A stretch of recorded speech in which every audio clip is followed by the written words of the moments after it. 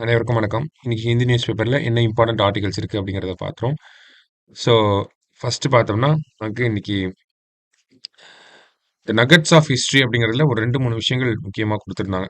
என்ன அப்படின்னு பார்த்தோம்னா, ஆ நமக்கு பெரியார் வந்து காந்தியுடைய ஒரு மிகப்பெரிய கிரிட்டிக்கா இருந்தாலும், அவரு 1921ல அப்ப பெரியார் காங்கிரஸ்ல இருந்தப்போ, காந்திஜி அவர்கள் இங்க வந்திருப்பாங்க. சரிங்களா? எங்கன்னா, நமக்கு மெட்ராஸ் பிரசிடென்சிக்கு வந்திருப்பாங்க. எதற்காக அப்டின்னா, நான் கோஆப்பரேஷன் மூவ்மெண்ட்ட ப்ரமோட் பண்ணணும் அப்டிங்கிறதுக்காக. வந்தப்போ ஈரோட்ல தங்குன அந்த செய்திய இங்க குடுத்திருக்காங்க. அதே மாரி பார்த்தோம்னா, அயோத்திதாசர் நமக்கு பறையர்கள் அப்டின்னு சொல்லக்கூடிய மக்கள வந்து கேஸ்ட்லெஸ் புத்திஸ்ட் அப்டிங்கிறத அந்த காலத்திலேயே சொல்லியிருந்தார். அவங்க பறையர்கள் அப்டின்னு சொல்லக்கூடிய மக்களுக்கு வந்து பௌத்த மத ஒரு ஆரிஜின் அப்டிங்கிறது இருந்திருக்கும் அப்டிங்கிறத சொல்லியிருந்தார். அத எத பேஸ் பண்ணி சொல்லியிருந்தார் அப்டிங்கிறத இங்க குடுத்திருக்காங்க. ஒரு ஒரு ஓலைச்சுவடிய பேஸ் பண்ணி என்ன அந்த ஓலைச்சுவடியின் பேர் என்ன அப்படின்னு டைட்டில் என்ன அப்படின்னு பார்த்தோம்னா, நாரத புராண சுங்கை தெளிவு அப்படிங்கிற இத பேஸ் பண்ணி தான் அவரு அந்த கருத்த சொல்லியிருக்காருங்கிறத இந்த இடத்துல தகவலா சொல்லியிருக்காங்க. சரிங்களா? இதெல்லாம் நமக்கு யூனிட் 8 பாயிண்ட் ஆஃப்ல யூஸ் ஆகும். இல்லையா? அடுத்தது அதாவது முதல் முறையா ஒரு தமிழ்ல எடுக்கப்பட்ட ஒரு நாடகம் அப்படிங்கிறது உலக அளவுல அ போட்டு காட்டப்பட்டுச்சு அப்படின்னு பார்த்தோம்னா, அது எந்த நாடகம் அப்படின்னா, கதரின் வெற்றி அப்படிங்கிறது. இந்த கதரின் வெற்றி அப்படிங்கிறத டி.பி. கிருஷ்ணசாமி பாவலர் அப்படிங்கிறவர் தான் எழுதியிருக்கார். இந்தியாவுல பார்த்தோம்னா, அப்ப வந்து ஆங்கிலேய பொருட்கள் அதெல்லாம் பயன்படுத்தக்கூடாது. கதரின் தாக்கம், அதனுடைய ஆதிக்கம் அப்படிங்கிறது உயர்த்தணும் அப்படிங்கிறதுக்காக காதி பொருட்கள பயன்படுத்த ஆரம்பிச்சாங்க இல்லையா? ஸோ அதை பேஸ் பண்ணி எழுதியிருப்பாரு. அத வந்து லண்டன்ல இருக்கக்கூடிய வெம்ப்லி மைதானத்துல வச்சு போட்டு காட்டியிருக்காங்க. ஓகேங்களா? எந்த வருஷம் அப்படின்னா 1923ல.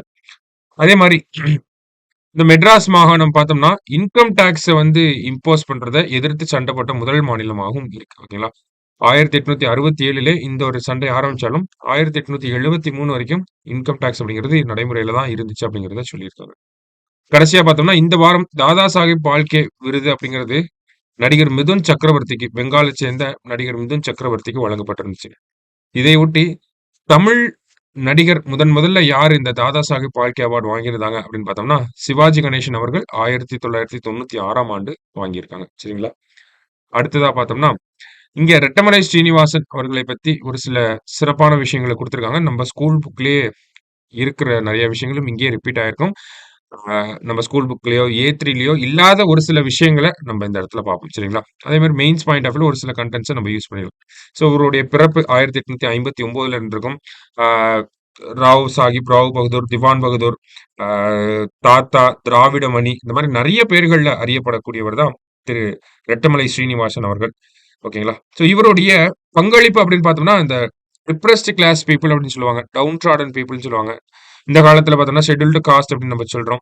ஸோ அந்த மக்களுக்காக போராடின முக்கியமான தலைவர்கள்ல ஒருத்தர் தான் திரு ரெட்டமலை ஸ்ரீனிவாசன் அவர்கள். சரிங்களா? ஸோ அதற்காக என்ன மாதிரியான பங்களிப்புகள செஞ்சிருக்காரு அப்படிங்கிறத நம்ம பார்க்கிறோம். முதல்ல பார்த்தோம்னா, பறையன் அப்படிங்கிற செய்தித்தாள் 1892ல வெறும் ரூ. 15 வச்சு இன்வெஸ்ட் பண்ணி ஆரம்பிச்சவர் தான் இந்த பறையன் அப்படிங்கிற செய்தித்தாள். ஓகேங்களா? அதுல என்ன பண்றாரு அப்படின்னா, டிப்ரஸ்ட் கிளாஸ வந்து எஜுகேட் பண்ணணும்னு நெனைக்கிறாரு. அவங்களுக்கு சமூக மற்றும் அரசியல் விழிப்புணர்வ குடுக்கணும் அப்படிங்கிறத நெனைக்கிறார். சரிங்களா? அதே மாரி பார்த்தோம்னா, பறையர்கள் அப்படிங்கிற அந்த ஒரு வார்த்தையவே வந்து பயன்படுத்தக்கூடாது அப்படிங்கிறதெல்லாம் சொல்லிட்டே இருந்திருப்பார் தொடர்ச்சியா.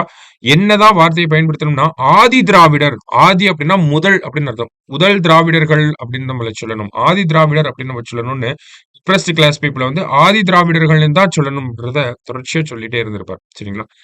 மத்தபடி பார்த்தோம்னா,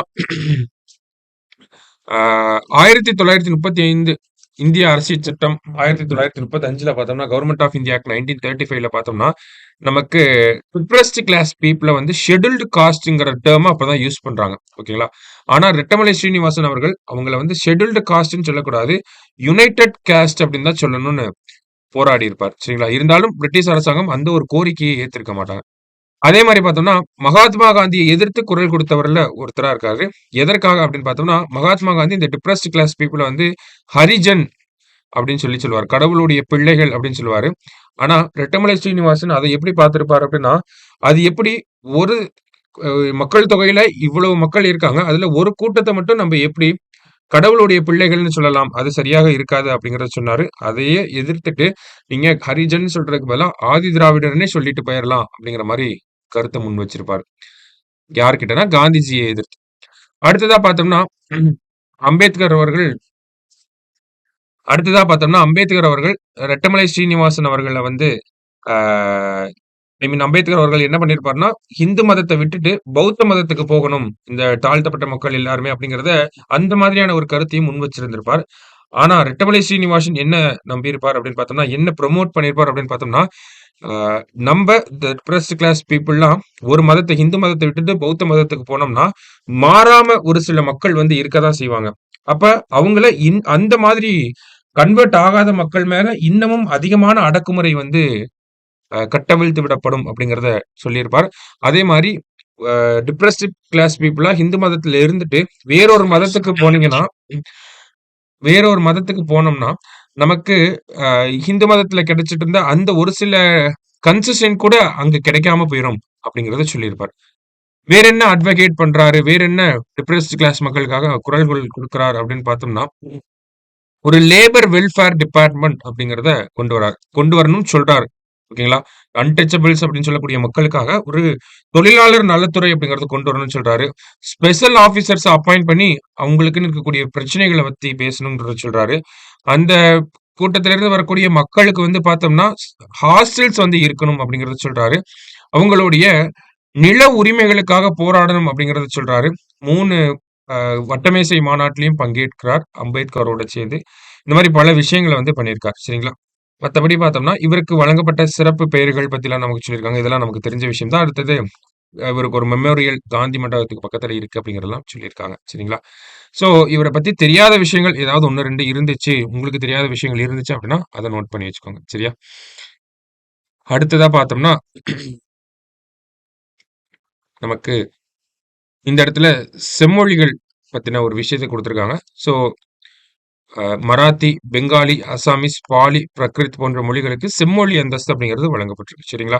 ஸோ இந்த செம்மொழி அந்தஸ்துன்னு பார்த்தோம்னா, கடைசியா 2014ல ஒடியா அப்படிங்கிற மொழிக்கு வழங்கப்பட்டது. அதன் பிறகு இப்பதான் 10 வருஷம் கழிச்சு நமக்கு செம்மொழி அந்தஸ்து அப்படிங்கிறது குடுக்கப்பட்டிருக்கு. சரிங்களா? ஸோ இத பத்தி இன்னும் கொஞ்சம் டிஸ்கஷன் நம்ம தினமணி பேப்பர்லயும் பண்ணியிருப்போம். ஸோ அதையும் ஒரு தடவ எடுத்து பார்த்துருங்க. சரியா? கடைசியா பார்த்தோம்னா, இந்த இடத்துல கேபினட் அப்ரூவல் அப்படிங்கிறது ஒரு 2 திட்டங்களுக்கு வந்து கிடைச்சிருக்கு. அக்ரிகல்ச்சர் செக்டார்ல இருக்கக்கூடிய நெறைய ஸ்கீம்ஸ் இருக்கும் இல்லையா? அந்த எல்லா ஸ்கீம்ஸையும் 2 ஹெட்டிங் கீழ கொண்டு வராங்க. பிஎம்-ஆர்கேவிஒய் அப்படின்னு சொல்லக்கூடிய இந்த திட்டம். ராஷ்டிரிய கிருஷி விகாஸ் யோஜனா அப்படின்றது. இது பார்த்தோம்னா சஸ்டெய்னபிள் அக்ரிகல்ச்சர வந்து புரமோட் பண்றதுக்காக. ஓகேங்களா? நிலையான விவசாயத்தை ஊக்குவிப்பதற்காக இப்படி ஒரு திட்டம் கொண்டு வரப்படுது. அதன் பிறகு பார்த்தோம்னா, கிருஷோ உன்னதி யோஜனா அப்படின்னு சொல்லி குடுத்திருக்காங்க. கிருஷோன்னதி யோஜனா அப்படின்னு பார்த்தோம்னா, இந்த கிருஷோன்னதி யோஜனா அப்படிங்கிறது நமக்கு ஃபுட் செக்யூரிட்டிய புரமோட் பண்றதுக்காக. ஓகேங்களா? உணவு பாதுகாப்ப உறுதிப்படுத்துவதற்காக இந்த ஒரு திட்டத்த கொண்டு வராங்க. ஆக்சுவலி இது பார்த்தோம்னா, ஆல்ரெடி இருக்கக்கூடிய திட்டங்கள இந்த 2 திட்டங்களுக்கு கீழ வகைப்படுத்தி இம்ப்ளிமெண்ட் பண்ண போறதாக மத்திய அரசாங்கம் சொல்லியிருக்காங்க. சரிங்களா? ஸோ அதை பத்தின ஒரு செய்திகள இந்த இடத்துல நமக்கு குடுத்திருக்காங்க. 2 திட்டங்களும் பார்த்தோம்னா, மாநில அரசாங்கத்தால் நடைமுறைப்படுத்தப்படும் அப்படிங்கிறதையும் நமக்கு சொல்லியிருக்காங்க. ஆ அடுத்ததா பார்த்தோம்னா, நமக்கு மிஷன் ஃபார் எடிபிள் ஆயில்ஸ் அப்படிங்கிறத குடுத்திருக்காங்க. Mission for edible oil. அதாவது நேத்து கேபினெட் என்ன பண்ணியிருக்காங்க அப்படின்னா, national mission on edible oils and oil seeds அப்படிங்கிறத அப்ரூவ் பண்ணியிருக்காங்க. சரிங்களா? ஸோ இது என்ன பண்ண போகுது அப்படின்னு பார்த்தோம்னா, நமக்கு டொமஸ்டிக் ஆயில் சீட் புரொடக்ஷன வந்து இன்கிரீஸ் பண்ண போகுது. அதே மாரி எடிபிள் ஆயில்ஸ்ல நம்ம வந்து ஒரு செல்ஃப் சஃபிஷியன்சி, செல்ஃப் ரிலையன்ஸ் அடையணும். ஏன்னா, இப்ப வந்து நெறைய இம்போர்ட் இது பண்ணிட்டு இருக்கோம்.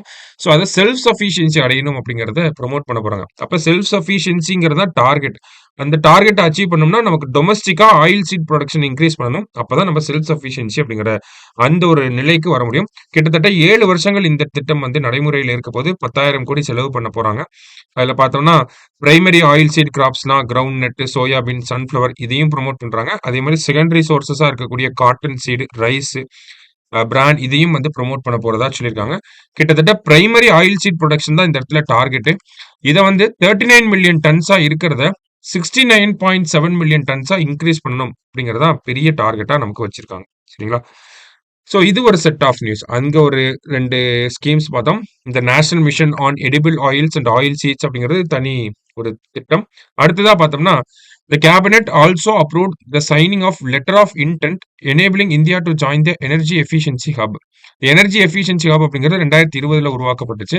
இது வந்து பார்த்தோம்னா, இட் இஸ் அ பிளாட்ஃபார்ம். ஒரு கூட்டமைப்பு மாரி. என்னன்னா, இங்க வந்து உலக நாடுகள் private bodies and other stack holders எல்லாருமே வந்து இருப்பாங்க. ஸோ இந்த இடத்துல பார்த்தோம்னா, எனர்ஜி எஃபிஷியன்ட் பிராக்டிசஸ்க்கு வந்து நெறைய இன்னோவேட்டிவ் சொல்யூஷன்ஸ் எல்லாமே ஆஃபர் பண்ணுவாங்க. ஓகேங்களா? ஸோ இந்த மாரி பல அம்சங்கள் இருக்கக்கூடிய ஒரு அமைப்பு தான் இந்த எனர்ஜி எஃபிஷியன்சி ஹப்.